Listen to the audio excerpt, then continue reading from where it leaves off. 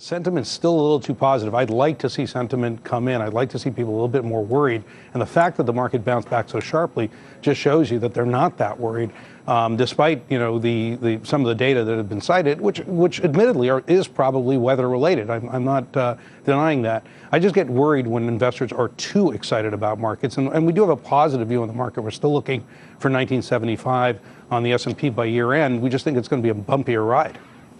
Well, I think there's a thematic point here.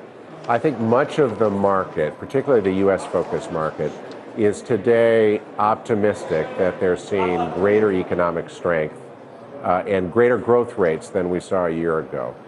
Our perspective here is that while there are some positive signs, employment continues to move, GDP may be growing a little bit faster in recent times than it did before, we still are thinking that 2014 is going to look a lot like 2013.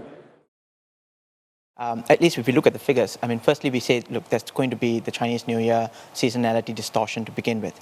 And if we look at the details, we know that the new exports orders, even though they remain sub 50, actually improved slightly, whereas new orders came off very dramatically. So we think that a bit of that anti-corruption push and a bit of that austerity push might have impacted that to some extent.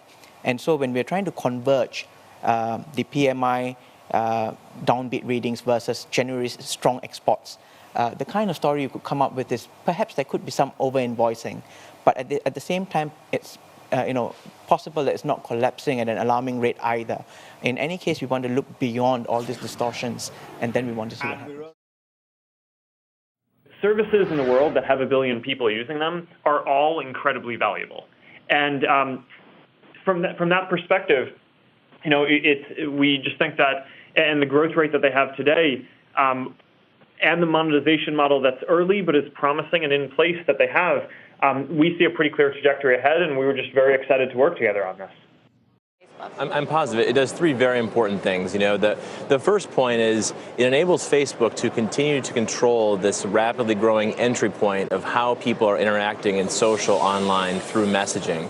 Secondly, it also addresses the teens and the tweens, because the most popular demo on WhatsApp are the 12 to 17-year-olds, which is very important that Facebook keeps them in their ecosystem so they can graduate those users to the other Facebook core platforms and social platforms over time.